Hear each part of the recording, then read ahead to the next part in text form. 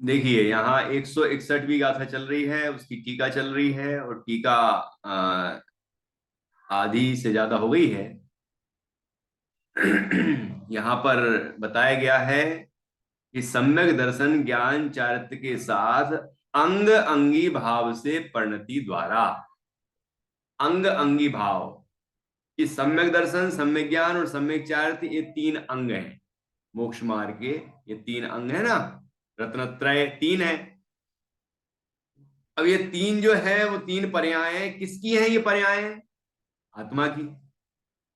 ये तीन धर्म है तो आत्मा धर्मी है, ये तीन पर्याय है तो आत्मा पर्यावान है। ये तीन अंग है तो आत्मा अंगी है, ये तीन अंश है तो आत्मा अंशी है। अब मतलब पर्याय और द्रव्य, पर्याय और द्रव्य, इन दोनों का भेद समाप्त हो गया। जब रत्नत्रय रूप परिणमित हो गया तो अलग अलग नहीं देख रहे, रत्नत्रय अलग है और आत्मा अलग है, ऐसा नहीं देखते हैं। निश्चय नहीं कैसा दिखता है? उन पर्याय रूप परिणमित अभेद रूप से आत्मा को देखता है। तो यहाँ निश्चय मोक्ष मार्ग की बात चल रही है, निश्चय नय का विषय है ये।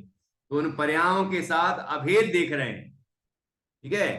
तो इस तरह से सम्यक दर्शन ज्ञान चारित्र के साथ अंग अंगी भाव से परिणति द्वारा क्या हुआ?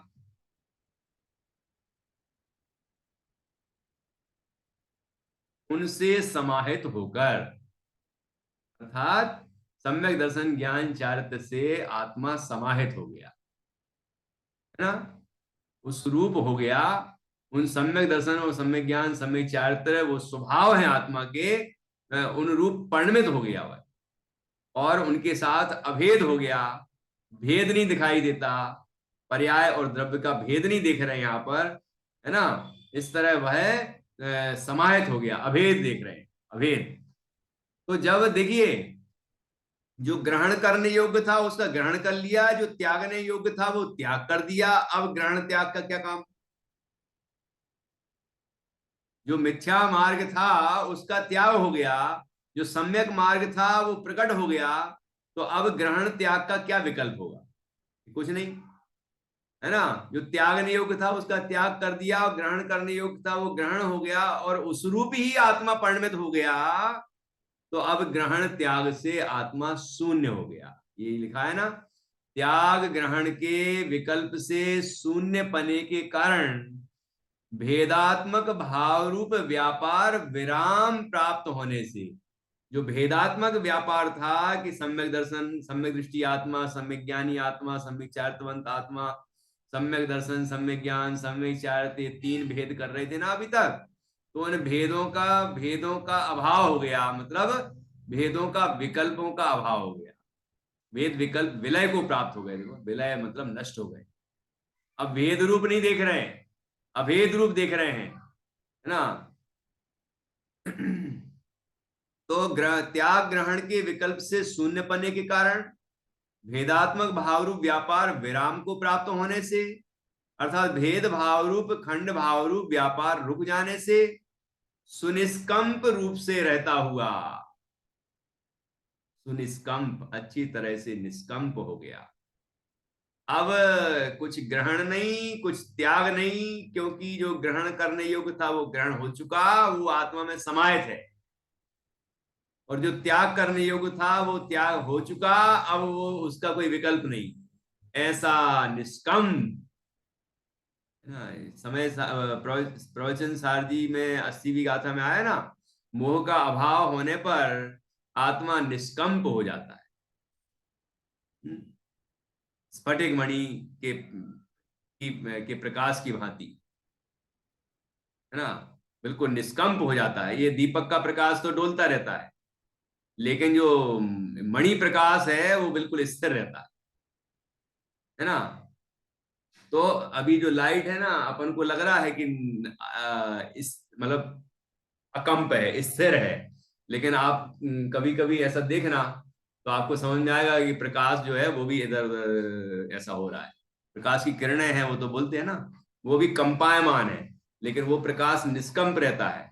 इसलिए आचार्य ने वो उदाहरण दिया और ऐसे यहां पर आत्मा रत्नत्रय रूप परिणमित हो गया और अंग अंगी का कोई भेद विकल्प नहीं रहा, तो वह आत्मा सुनिष्कंप अच्छी तरह से निष्कंप रूप से रहता है कि अब ग्रहण त्याग का कोई विकल्प नहीं। ठीक है ना। अब कुछ छूटना नहीं, कुछ ग्रहण होना नहीं। जो मेरे स्वभाव में था वो प्रकट हो गया और जो मेरे स्वभाव में नहीं था वो अब उत्पन्न ही नहीं होता। ऐसी निष्कंप दशा प्रकट हो गई। ठीक है। उस काल, जिस काल ये निष्कंप बरत रहा है उस काल, अर्थात और उतने समय तक यही आत्मा जीव स्वभाव में नियत चारित्र रूप होने के कारण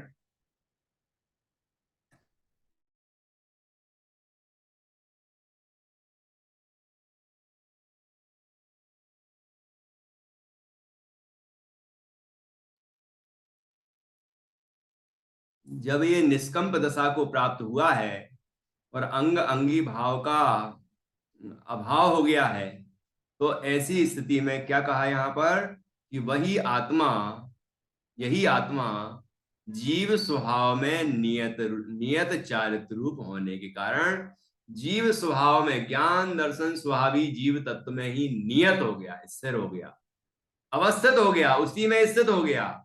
ऐसे चारित्र रूप हो जाने के कारण निश्चय से मोक्ष मार्ग कहलाता है। कौन मोक्ष मार्ग कहलाता है? ऐसा आत्मा ही मोक्ष मार्ग कहा जाता है। रत्नत्रय रूप परिणित आत्मा ही मोक्ष मार्ग कहा जाता है। और उस जीव में स्थित चारित्र ही मोक्ष मार्ग कहा जाता है ना। अब जीव स्वभाव में स्थित कहो, ठीक है ना। जीव स्वभाव में स्थित चारित्र व मोक्ष मार्ग है और जो रत्नत्रय है वो जीव के साथ समाहित हो गया है। इस तरह से पर्याय द्रव्य में और द्रव्य पर्याय में अभेद को प्राप्त हुआ, मतलब दोनों का भेद नहीं दिखाई देता। ठीक है, दो नहीं है, अब एक हो गए। मोक्ष मार्ग और आत्मा दो नहीं है, मोक्ष मार्ग और आत्मा एक है। आत्मा ही मोक्ष मार्ग रूप परिणमित है, तो आत्मा ही मोक्ष मार्ग है। द्रव्य संग्रह जी में कहा, कल तो अपन ने चर्चा की थी कि रत्नत्रय आत्मा को छोड़कर किसी अन्य द्रव्य में नहीं पाया जाता, इसलिए रत्नत्रय में आत्मा ही मोक्ष का मार्ग है। ये कहा 140 भी गाथा, 40 नंबर की गाथा, वहां 100 का तो सवाल ही नहीं है। 58 गाथाएं, 58। ठीक है। तो इस तरह निश्चय से मोक्ष मार्ग कहलाता है। इसलिए निश्चय मोक्ष मार्ग और व्यवहार मोक्ष मार्ग को साध्य साधन पना अत्यंत घटता है। निश्चय मोक्ष मार्ग साध्य है और व्यवहार मोक्ष मार्ग साधन है। ठीक है ना। ये बात अत्यंत घटित होती है। पहले व्यवहार मोक्ष मार्ग हुआ, शुरू में बताया था ना, टीका जब शुरू हुई तो व्यवहार मोक्ष मार्ग हुआ। क्या हुआ उसमें कि जब अनादिकाल से तो जीव मिथ्या दर्शन, मिथ्या ज्ञान, मिथ्या चारित्र रूप वर्णन कर रहा था, और फिर क्या हुआ कि जब जीव ने तत्व धर्मादि संबंधी तत्वार्थ का श्रद्धान किया, अंग पूर्व संबंधी अंग पूर्व बताए गए पदार्थों का ज्ञान प्राप्त किया और तप में चेष्टा प्रकट की, तो क्या हुआ कि व्यवहार मोक्ष मार्ग प्रकट हुआ और मिथ्या मार्ग समाप्त हुआ, है ना। फिर क्या हुआ कि जीव, वो जीव अपने में ही समाहित हो गया, ये ग्रहण त्याग का जो विकल्प था वो समाप्त हो गया, है ना। तो जीव सम्यक दर्शन, सम्यक ज्ञान और सम्यक चारित्र रूप ही परिणमित हो गया और उसमें अंग अंगी का भेद नहीं रहा। इस तरह अभेद रूप हो गया। ये निश्चय मार्ग हो गया, ये निश्चय हो गया, है ना। तो इस तरह से व्यवहार मोक्ष मार्ग से, व्यवहार मोक्ष मार्ग साधन हुआ और निश्चय मोक्ष मार्ग साध हुआ। व्यवहार मोक्ष मार्ग ने मिथ्या मार्ग से जीव को हटाया और फिर जीव ने जीव अपने स्वभाव में नियत हुआ। ये बात आई ना। रत्नत्रय आत्मा में समाहित है और जो आत्मा है वह अपने स्वभाव में ही नियत है, तो उस रूप चारित्र वह वह निश्चय मोक्ष मार्ग हो गया। तो इस तरह से व्यवहार मोक्ष मार्ग हुआ पहले, और फिर निश्चय मोक्ष मार्ग हुआ। तो व्यवहार मोक्ष मार्ग साधन, निश्चय मोक्ष मार्ग साध्य। अब यहाँ जो अलग अलग अपेक्षाएं हैं वो सब एक दूसरे से काटना नहीं है कि पहले व्यवहार मोक्ष मार्ग होता है कि पहले निश्चय मोक्ष मार्ग होता है। जब निश्चय मोक्ष मार्ग हुआ ही नहीं तो व्यवहार मोक्ष मार्ग कैसे कहलाएगा, ये बात मत लगा लेना। लेकिन यहाँ बस इतनी बात कह रहे हैं कि पहले जीव अतत्व श्रद्धान करता था, अतत्व का ज्ञान था, अंगपूर्वगत पदार्थों का ज्ञान नहीं था, वो तप में चेष्टा थी या अतप में चेष्टा थी। फिर क्या हुआ कि इन सब का अभाव किया, व्यवहार मोक्ष मार्ग प्रकट हुआ, तत्वार्थ का श्रद्धान हुआ, है ना, और अंग पूर्वगत पदार्थों का ज्ञान हुआ, जो द्वादशांग में पदार्थों का स्वरूप बताया उसका ही ज्ञान हुआ, भाव भाषण हुआ, और फिर सच्चे तपों में चेष्टा हुई, तो ये कार्य हुआ, है ना। फिर क्या किया इस जीव ने, फिर अपने स्वभाव में ही स्थित हुआ, तो फिर ये सम्यक दर्शन, सम्यक ज्ञान, सम्यक चारित्र का भेद विकल्प नहीं रहा। आत्मा रत्नत्रय रूप एक स्वयं ही हो गया, स्वयं स्वभाव में स्थित हो गया। तो अब यहाँ अंग अंगी का भेद नहीं है, एक शुद्धात्मा व रत्नत्रय रूप से परिणमित हो गया, है ना। ऐसी स्थिति जो हुई है वह निश्चय मोक्ष मार्ग है। अब ऐसी स्थिति में वह निष्कंप हो गया और उसमें कोई ग्रहण त्याग का कोई विकल्प नहीं रहा, ये छोड़ो ये ग्रहण करो, कि आत्मा स्वयं ही रत्नत्रयमय, आत्मा स्वयं ही मोक्ष मार्ग है, ऐसा ऐसी अवस्था प्रकट हो गई, तो यही निश्चय मोक्ष मार्ग हुआ। तो इसलिए व्यवहार मोक्ष मार्ग को साधन कहा, निमित्त रूप साधन है, सहचर निमित्त है ना, और अभाव रूप निमित्त है। ये सब चर्चा हम पहले कर चुके हैं। और परमार्थ जो है निश्चय मोक्ष मार्ग है वह साध्य है, और उससे ही आगे मोक्ष की प्राप्ति होती है। जब निश्चय मोक्ष मार्ग की पूर्णता होती है तो मोक्ष की प्राप्ति होती है। संगीता जी को कुछ प्रश्न करना है? इसमें जो है ना, अंगंगी का भेद मिल गया, फिर निष्कंप रूप से, तो उस काल, उतने काल तक ही आत्मा जीव स्वभाव में नियत रहता है, इसका क्या मतलब? उस काल और उतने ही काल, जितने समय तक जीव अपने में स्थित है, अपने उतने ही देर निश्चय में उच्चमान है। नहीं, देखिए उस समय वह शुद्ध भाव रूप परिणत हुआ है, लेकिन आप ये मत कहना कि जब आत्मा में स्थिर नहीं है तो वो शुभ भाव छठवें गुण स्थान चल रहा है, शुभ विकल्प चल रहे हैं, तो फिर वो तीन कसाय चौकड़ी के अभाव रूप उसको मोक्ष मार्ग है या नहीं है, वितरागता है या नहीं है, वो तो है। वहां भी ऐसा नहीं समझना छठवें गुण स्थान में पूरा अस्थिर हो गया। छठवें गुण स्थान में महावृत आदि के शुभ विकल्प हो रहे हैं, बहिर्मुख उपयोग है, तो इसका तात्पर्य ये मत समझ लेना कि आत्मा में आत्मा से पूरा बाहरी उपयोग चला गया है। मतलब यदि ऐसा हो जाए तो तीन कसाय के अभाव रूप वीतरागता कैसे रहे हैं, तो केवल संजुलन का तीव्र उदय है यहाँ पर, बाकी कसायों का अभाव कैसे।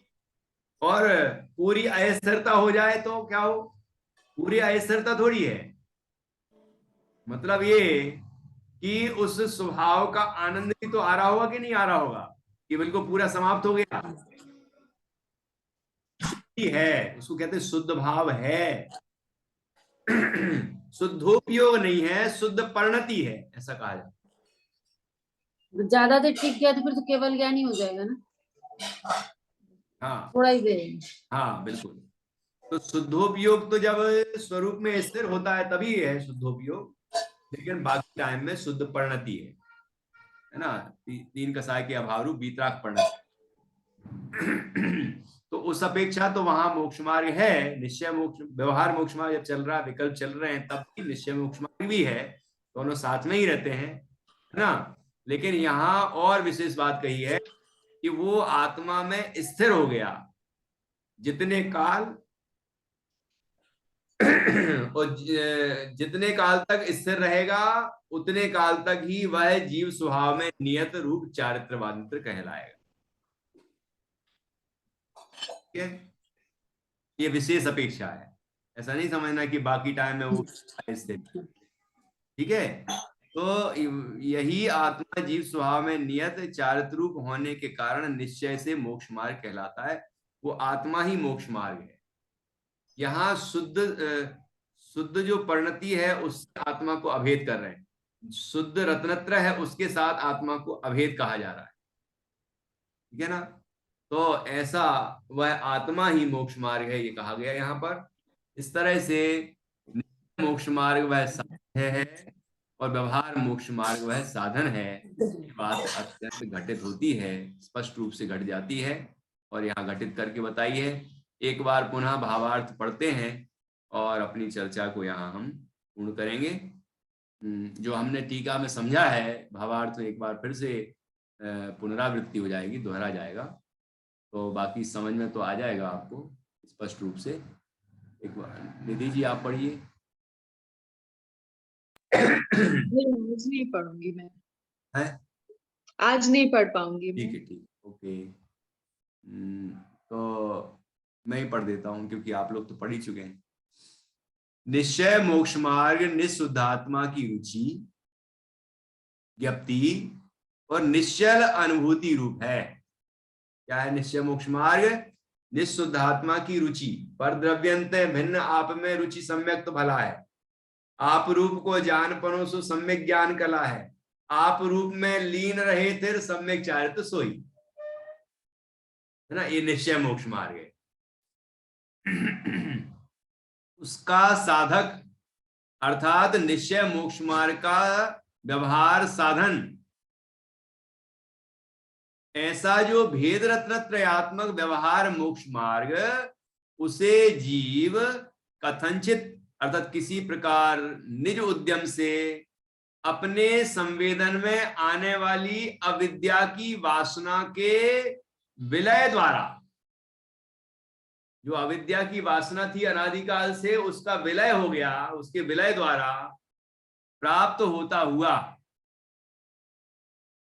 ठीक है, ऐसा जो भेद रत्न त्रयात्मक व्यवहार मोक्ष मार्ग, उसे जीव व्यवहार मोक्ष मार्ग में क्या हुआ है कि यहाँ जो अनादि की अविद्या थी, वह मिथ्या दर्शन, मिथ्या ज्ञान, मिथ्याचार थे, वो दूर हो गए और यथार्थ तत्वार्थ सिद्धांत अंग पूर्वगत पदार्थों का ज्ञान और तप में चेष्टा होने लगी, है ना, ऐसा व्यवहार मोक्ष मार्ग प्रकट हुआ।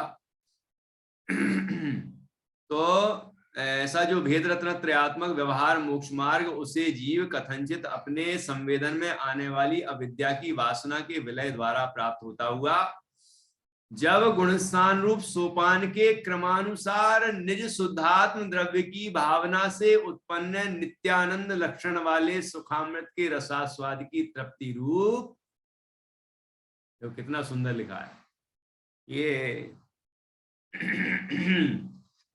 आपको ख्याल में आ रहा है कहां से लिखा होगा ये भावार्थ? ये आचार्य जयसेन स्वामी की टीका में लिखा है ना, अभी मैं पढ़ूंगा वो। देखो, तो ऐसी स्थिति हुई जब गुणस्थान रूप सोपान के क्रमानुसार, अपन ने चर्चा की ना कि चौथा, पांचवा, है ना, आगे आगे बढ़ते गए, सातवां, छठवां, फिर छठवां, सातवां, फिर आगे श्रेणी चढ़ी, आठवां, नौवां, है ना, 10वां, 12वां, ये सब श्रेणी छपक श्रेणी चढ़े, तो शोधन की क्रिया चल रही है। तो जब गुणस्थान रूप सोपान के क्रमानुसार निःशुद्धात्म द्रव्य की भावना से उत्पन्न निःशुद्धात्मा की भावना, ऐसा जब शब्द है भावना, तो भावना का अर्थ है श्रद्धान, ज्ञान और लीनता, कि निःशुद्धात्मा शुद्धात्म द्रव्य की भावना अर्थात निःशुद्धात्मक द्रव्य की श्रद्धा, निःशुद्धात्म द्रव्य में अहम, है ना, उस निःशुद्धात्म द्रव्य का ज्ञान और निःशुद्धात्म द्रव्य में ही लीनता से उत्पन्न क्या उत्पन्न हुआ? नित्यानंद लक्षण वाले, नित्य आनंद है, सदा आनंद है लक्षण प्रकट होता है, नित्य आनंद लक्षण वाले, सदा आनंद आता है जिसमें, ऐसे सुखामृत के रसास्वाद की तृप्ति रूप रसास्वाद होता है सुखामृत, सुखरूपी अमृत का, और उसमें तृप्ति होती है। ये जो भौतिक आनंद है उसमें तृप्ति नहीं है ना, इंद्रिय आनंद है, विषयानंद है, उसमें तृप्ति नहीं है, अतृप्ति है, तृष्णा है। लेकिन यहां तृप्ति है, संतोष है, संतुष्टि है। तृप्ति रूप परम कला के अनुभव के कारण उस स्वसंवेदन की जो कला प्रकट हुई, उस स्वरूप स्थिरता जो हुई है ना, उस तृप्ति रूप परम कला के अनुभव के कारण निःशुद्धात्माश्रित, निज शुद्धात्मा के आश्रित, आश्रित का अर्थ भी यही होता है, निःशुद्धात्मा का आश्रय लेना का अर्थ होता है निःशुद्धात्मा की श्रद्धा, ज्ञान और उसमें लीनता। निःशुद्धात्माश्रित निश्चय सम्यक दर्शन, निश्चय दर्शन ज्ञान चारित्र रूप से अभेद रूप परिणमित होता है कि आत्मा स्वयं ही सम्यक दर्शन ज्ञान चारित्र रूप परिणमित हो गया। तब निश्चय नय से भिन्न साध्य साधन के अभाव के कारण, अब निश्चय नय से जब देखा तो भिन्न साध्य साधन का अभाव दिखाई दिया है ना, और जब मोक्ष मार्ग पूरा प्रकट हो गया 12वें गुण स्थान में, तो वहां तो व्यवहार जो भिन्न साध्य साधन है वो तो वास्तव में अभाव को ही प्राप्त हो गए है ना, क्योंकि व्यवहार रहा ही नहीं, व्यवहार जो शुभ विकल्प है वो रहे ही नहीं। तो इस तरह दोनों अपेक्षाएं समझ सकते हैं। निश्चय नय से भिन्न साध्य साधन के अभाव के कारण यह आत्मा ही मोक्ष मार्ग है, क्योंकि यह आत्मा ही स्वयं में लीन होकर सम्यक दर्शन ज्ञान चारित्र रूप परिणमित होता है, इसलिए वह आत्मा स्वयं ही मोक्ष मार्ग है निश्चय नय से। इसलिए ऐसा सिद्ध हुआ कि स्वर्ण और स्वर्ण पाषाण की भांति निश्चय मोक्ष मार्ग और व्यवहार मोक्ष मार्ग को साध्य साधकपना, साधक और साधन का अर्थ एक ही है, साध्य साधकपना व्यवहार नय से अत्यंत घटित होता है।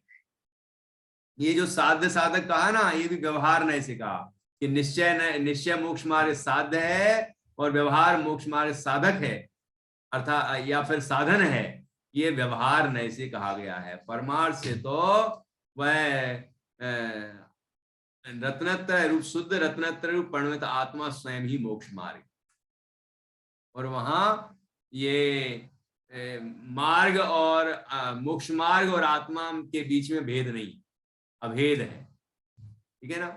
इस तरह से यहाँ पर सुंदर चर्चा की। स्वर्ण और स्वर्ण पाषाण की चर्चा हमने कल भी की थी, आज शुरू में भी की थी कि किस तरह से ये शोधन की क्रिया होती है।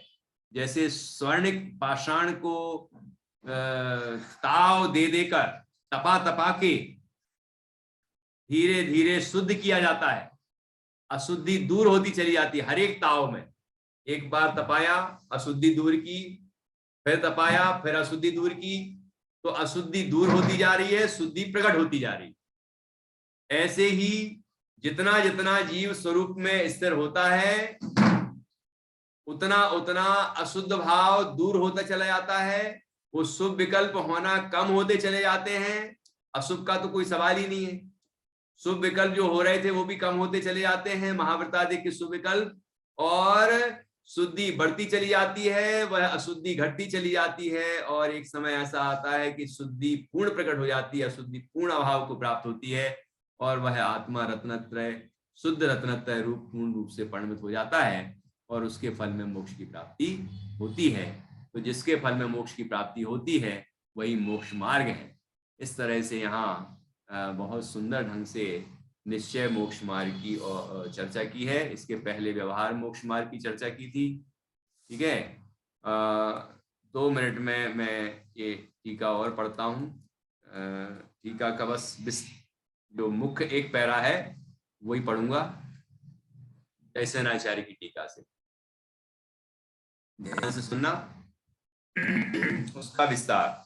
निज शुद्धात्म रुचि ज्ञान तथा निश्चल अनुभूति रूप निश्चय मोक्ष मार्ग है। प्रथम तो उसका साधक कथनचित स्वसंवेदन लक्षण द्वारा अविद्या की वासना विलय होने के कारण भेद रत्नत्रयात्मक व्यवहार मोक्ष मार्ग अनुसरण करता हुआ गुणस्थान सोपान क्रम से निज शुद्धात्म द्रव्य भावना से उत्पन्न नित्य आनंद एक लक्षण रूप सुखामृत रसास्वाद की तृप्ति रूप परम कला के अनुभव से स्वशुद्धात्माश्रित निश्चय दर्शन ज्ञान चारित्र के अभेद से जब परिणत होता है तब निश्चय नय से भिन्न साध्य साधन के अभाव से यह आत्मा ही मोक्ष मार्ग है। जब आत्मा इस तरह से शुद्ध रत्नत्रय रूप परिणत होता है तो वह आत्मा ही मोक्ष मार्ग है निश्चय नय से। इससे सिद्ध होता है कि सोने के पत्थर की तरह निश्चय व्यवहार मोक्ष मार्ग के साध्य साधक भाव पूर्णता संभव होता है। जो स्वर्ण पाषाण और स्वर्ण की बात कही, वह स्वर्ण पाषाण किस तरह ताव देने से शुद्ध होता चला जाता है, ऐसे ही यह साधक दशा में चौथे गुण स्थान से 12वें गुण स्थान तक यह आत्मा अपनी साधना द्वारा किस तरह से शुद्ध अवस्था की प्राप्ति करता चला जाता है। और यह आत्म शोधन की ऐसी सुंदर प्रक्रिया यहाँ पर बताई गई है। यह निश्चय मोक्ष मार्ग है। ऐसा मार्ग हम सभी को प्राप्त हो।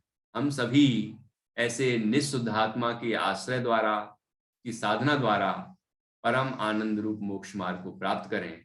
मोक्ष मार्ग के फल में परम आनंद रूप मोक्ष को प्राप्त करें, यही मंगल भाव। जिनवाणी स्तुति संक्षेप में करेंगे। बोलिए मंजूषा जी। आवाज नहीं आ रही।